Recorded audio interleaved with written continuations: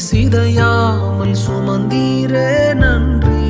எபினேசரே எபினேசரே, இந்நாள் வரை சுமந்தவரே, நன்றி நன்றி நன்றி. இதயத்தில் சுமந்தீரே நன்றி.